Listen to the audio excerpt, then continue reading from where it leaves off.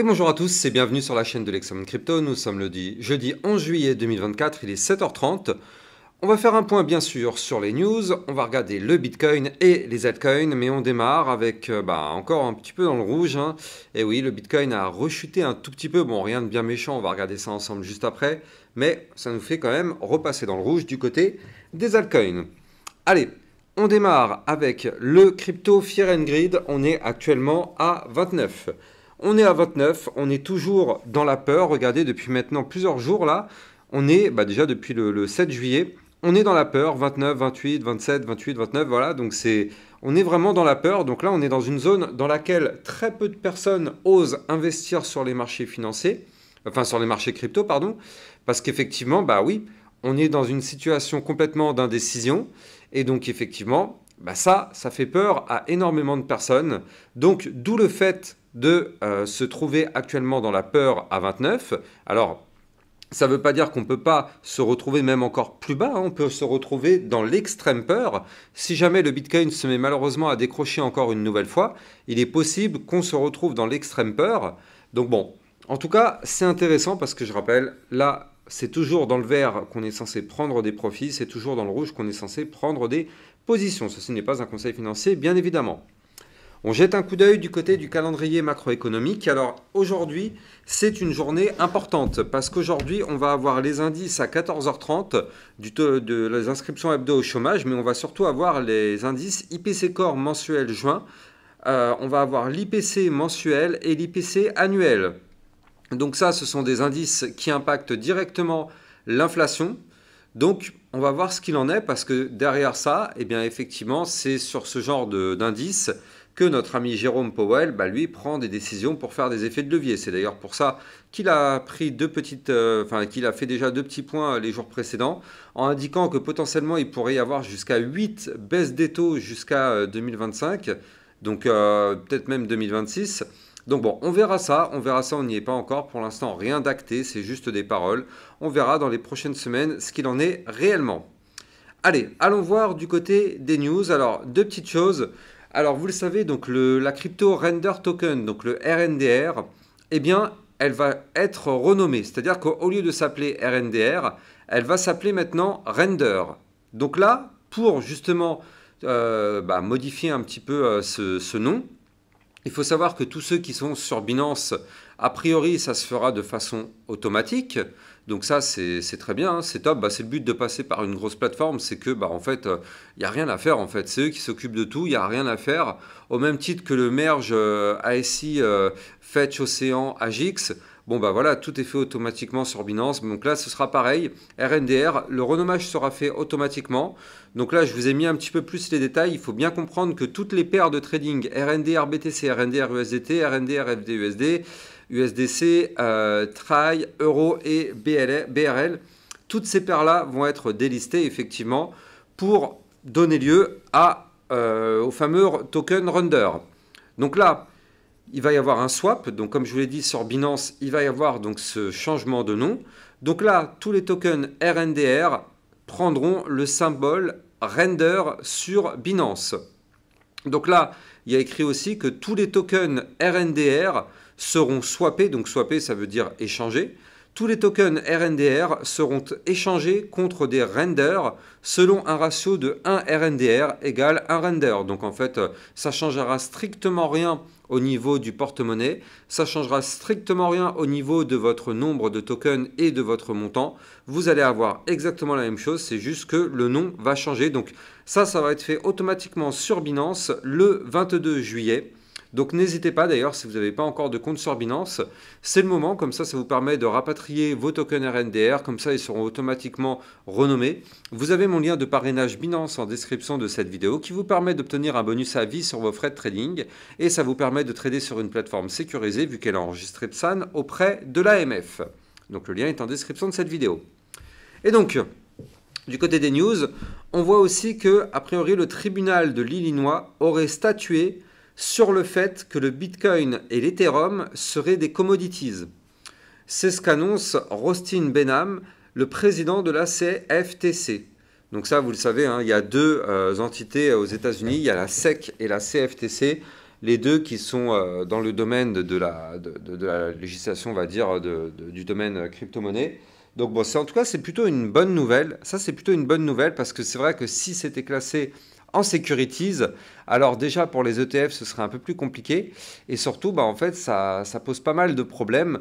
Donc là, c'est vrai que tous ces problèmes, ils sautent si on est en commodities. Et l'avantage, c'est qu'en fait, derrière, vu que beaucoup de crypto-monnaies pourraient s'apparenter effectivement à ce que propose l'Ethereum, si l'Ethereum reste en commodities, alors dans ce cas, il en est de soi que 70 à 80% des crypto-monnaies qui existent pourraient aussi dans ce cas-là être considérées comme des commodities par la même occasion. Il y en aurait peut-être une vingtaine de pourcents qui, elles, seraient des securities, mais ça voudrait dire que 70-80% pourraient être des commodities. Donc ça, ce serait plutôt une très bonne nouvelle, donc on verra bien. Allez, allons jeter un coup d'œil du côté vraiment du graphique Bitcoin. Mais avant ça, je rappelle que tout ce que je vais dire dans cette vidéo n'est en aucun cas un conseil financier. C'est à vous de faire vos propres recherches. N'oubliez pas que le trading de crypto comporte des risques de pertes partielles ou majeures.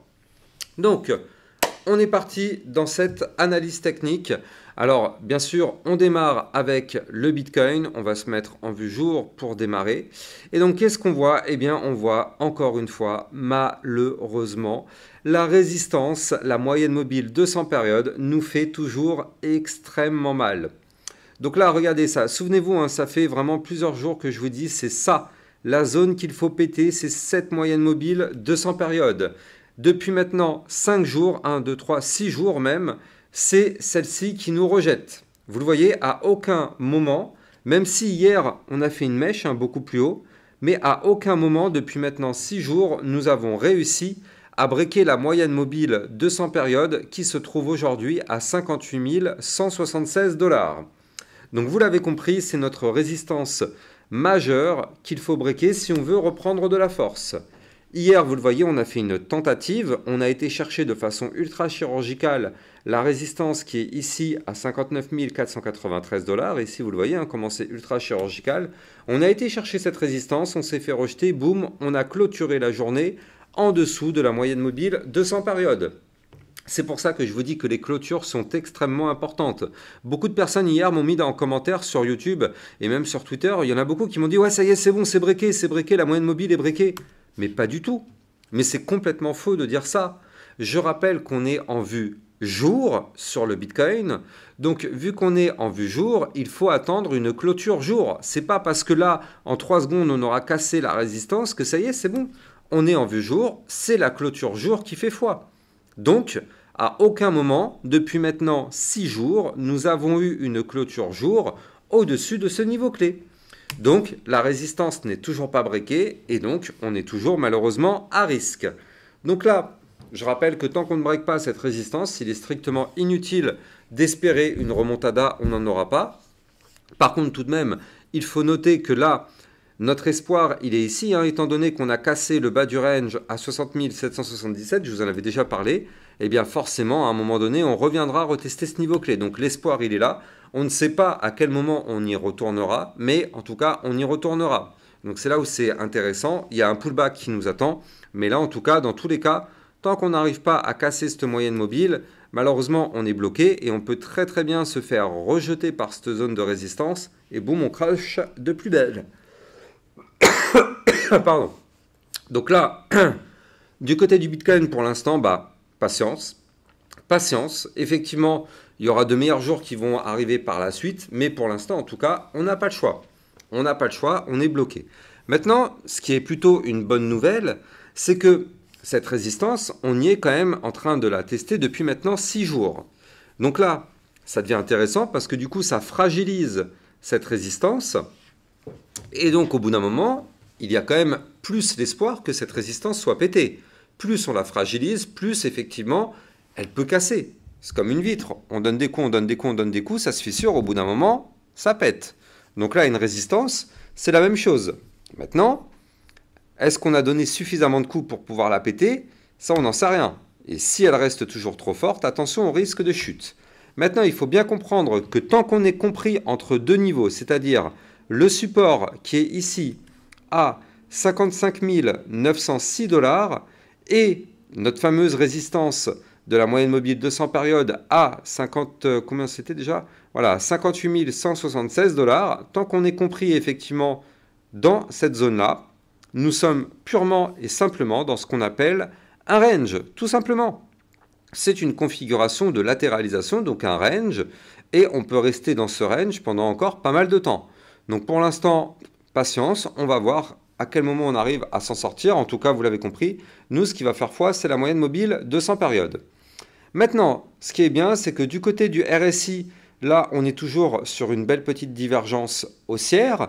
Du côté du cours, on a chuté et là, on latéralise. Du côté de la divergence, on est haussier. Donc là, effectivement, enfin du côté pardon, du RSI, on est haussier. Donc c'est ça qu'on appelle une divergence haussière. Donc là, on est accompagné tout de même par cette divergence haussière qui pourrait nous indiquer un retournement de tendance à la hausse. Donc, affaire à suivre. Il y a quand même plusieurs bonnes nouvelles. On est sous la résistance. On l'a déjà testé à plusieurs reprises. On a une divergence haussière mise en place. Et aussi, il faut le noter, en vue jour, on a tout de même ce momentum MACD qui est ici.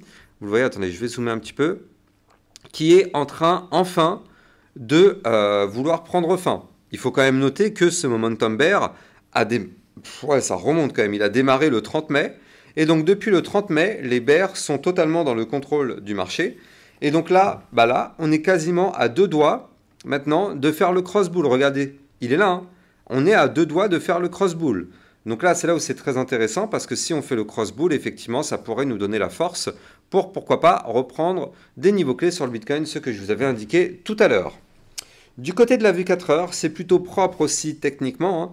Là, il faut bien noter qu'on est sur une belle petite tendance haussière en vue 4 heures. On le voit parfaitement avec ce tracé. On est sur une tendance haussière et pourquoi? Eh bien, tout simplement parce que, en fait, on est en train de former des points bas de plus en plus hauts. Donc ça, déjà, c'est très propre. Vous le voyez ici. Hein. Les points bas sont de plus en plus hauts. Même les points hauts sont eux aussi de plus en plus hauts. Regardez, on a eu un point haut ici. Le point haut qui est là est plus haut. Tout simplement, on est sur une tendance bullish du côté de notre Bitcoin. Donc là, on va faire ce qu'on appelle du trading en éventail. C'est une méthode de trading qui fonctionne avec des lignes de tendance. Donc là, qu'est-ce qu'on fait? On dresse des lignes de tendance. Donc c'est exactement ce que j'ai fait. J'en ai mis 2. Donc qu'est-ce que ça signifie? Ça signifie que si on pète la première trendline, donc ici, première trendline à breaker à 57 291. Alors dans ce cas-là, si on casse cette trendline, on chute pour aller chercher la suivante à 56 896. Si on casse celle-ci, dans ce cas-là, on continue la chute pour aller chercher encore plus bas. Donc ça, c'est ce qu'on appelle du trading en éventail, tout simplement. Donc là, vous l'avez compris, on a deux belles zones de support en dessous des pieds. Donc effectivement, pour l'instant, ça tient, tendance haussière, pas de souci particulier. Maintenant, si on veut prendre de la force, il faut déjà sortir de la résistance des 58 930, puis récupérer les 59 493. Et justement, si on fait ça, effectivement, ça nous permettrait d'aller chercher les fameux 60 777 $, voire même, pourquoi pas, pour moi, n'oublions pas la target. On a une target qui nous attend, qui nous pend au nez. Elle est ici, c'est la target, souvenez-vous, du pattern en premier bottom, deuxième bottom. Donc là, la target de ce pattern serait d'aller chercher ici, je crois que c'était les 64 000 ou quelque chose comme ça. Voilà, c'est ça, les 62 576 $. Donc ça, ce serait notre target à aller chercher. Maintenant, ce qui est bien, c'est que le double bottom s'est transformé en tasse séance. Vous le voyez ici, on a la tasse avec, si jamais on arrive à remonter pour revenir rechercher justement les 59 493, donc la résistance qui est ici. Dans ce cas-là, ça forme une tasse et anse. Et là, dans ce cas-là, c'est plus le même délire. Parce que la target pourrait être un petit peu plus haute. La target, c'est quand même une target à plus 9%, 9,4%, avec comme target théorique les 64 648 $. Donc là, c'est là où ça devient très intéressant du côté du Bitcoin. On est en train de reprendre pas mal de force. Et ça fait plaisir. Donc, pour l'instant, on est bloqué, souvenez-vous, par cette fameuse moyenne mobile 200 périodes. Mais il suffirait qu'on la pète pour récupérer de la force et aller chercher des points plus hauts. Allez, on va jeter un coup d'œil du côté des altcoins. Avant ça, je rappelle que bien sûr, pour toutes les actualités, tout ce qu'il faut savoir sur l'environnement crypto-monnaie et tout ça, n'hésitez pas de venir me suivre sur mon Twitter officiel. Ça vous permet de recevoir toutes les news, toutes les actualités, tout ce qu'il faut savoir. Donc ça, le lien est en description de cette vidéo. Et Je rappelle aussi que si vous souhaitez trader toute cette volatilité, vous pouvez utiliser mon lien de parrainage Binance que vous allez trouver en description de cette vidéo qui vous permet d'obtenir un bonus à vie sur vos frais de trading et ça vous permet de trader sur une plateforme sécurisée. Alors, du côté des altcoins, donc on commence avec notre Ethereum. Donc là, vous le voyez, hein, on n'y arrive pas malheureusement. Je vous avais expliqué qu'il faut impérativement récupérer cet ancien range, là, cette boîte violette qui est ici. Il faut impérativement la récupérer. On a essayé hier, on a été rejeté. On réessaye aujourd'hui, on est rejeté pour l'instant. Alors on n'est que le matin, hein, il y a toute la journée pour voir si on va valider ou pas. Mais il faut bien se dire qu'à 14h30, avec les indices de l'IPC, il y a pas mal de choses qui peuvent bouger du côté du marché. Donc là, du côté de l'Ethereum, je rappelle que le niveau clé qu'il va falloir breaker se trouve à 3124 $. C'est ça notre niveau clé de résistance qu'il faut absolument récupérer. Si on arrive à le récupérer, alors dans ce cas-là, ça pourrait être intéressant pour avoir pourquoi pas une petite remontada pour aller chercher les 3294 ou encore les 3434 $. Donc là, à surveiller de très très près. On va voir si on arrive à réintégrer. Déjà, si on réintègre, c'est déjà une première bonne nouvelle. Maintenant, ce serait bien de réintégrer avec du volume pour justement avoir une belle clôture jour. Donc là, tant qu'on n'a pas une clôture jour au-dessus du niveau clé, malheureusement, sur l'Ethereum, on est bloqué. Maintenant, il faut bien se dire que tant qu'on est au-dessus du support qui est ici, donc les 2900 $, entre guillemets, tout va bien. Hein, vous le voyez, là, on zigzague entre la résistance en haut et le support. Tant qu'on est compris entre ces deux niveaux, tout va bien. Si jamais on pète le support, attention, risque de nouvelles chutes du côté de notre Ethereum. Alors, je vous en avais parlé hier un petit peu. Je vous avais dit qu'il y avait une potentielle crypto-pépite qui pouvait être la crypto AVAX. Et donc, c'est toujours le cas. Il faut bien se dire que c'est toujours le cas. Malheureusement, hier, elle a décidé de ne pas valider le pattern. Souvenez-vous, je vous avais expliqué qu'on avait ici une gigantesque tasse et une anse, enfin gigantesque, on se comprend, hein, mais on avait une figure chartiste de retournement haussier. Je vous avais expliqué qu'il fallait impérativement clôturer au-dessus des 27,42. On est venu toucher le niveau clé, mais à aucun moment, vous le voyez, on a breaké la résistance. Donc c'est pour ça que je le dis à chaque fois, toujours attendre des clôtures, parce que là, effectivement, ceux qui ont voulu investir sans attendre se sont retrouvés piégés et malheureusement rejet par une résistance. La règle de base, c'est qu'on n'achète jamais sous résistance. Rejet par la résistance, boum, ça fait mal, on tombe. Et donc là, du côté de la crypto AVAX, on transforme le pattern en tasse-séance en un pattern chartiste de, de latéralisation. Donc on est maintenant rentré dans un range. C'est-à-dire que là, on a stoppé la configuration bullish, on a stoppé la configuration bearish. Nous sommes dans une situation de latéralisation. Vous le voyez ici, on a un range. Alors, je vais vous donner les niveaux clés.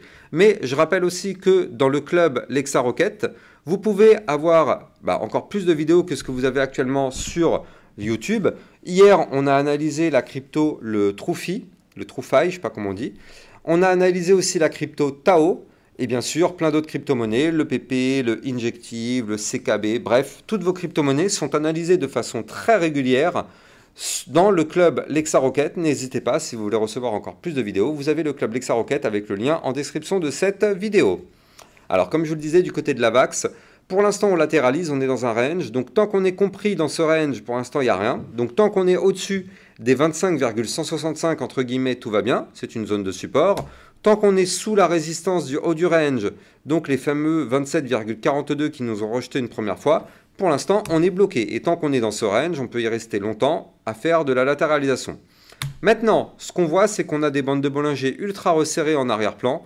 Donc ça, on le sait, c'est un mouvement volatile qui est en approche, qui est en cours de construction. Donc là, attention à ne pas breaker par le bas, parce que sinon, vous l'avez compris, ce sera un risque de chute pour aller chercher tout de même un moins combien? Un moins, tout simplement, moins 11% pour aller chercher la zone de support des 22,235. Par contre, si jamais on pète par le haut, alors dans ce cas-là, ça pourrait être intéressant pour aller chercher dans un premier temps la moyenne mobile de 100 périodes à 28,42 et surtout le bas de l'ancien range ici à 31,535, voire même la résistance des 32,595, ce qui pourrait nous former un plus 19% dans les prochains jours. Donc du côté de la VAX, on est toujours sous surveillance. On espère vraiment qu'il va péter tout ça par le haut. En tout cas, si vous avez kiffé ma vidéo, n'oubliez pas de vous abonner à la chaîne YouTube, liker, commenter, partager au maximum.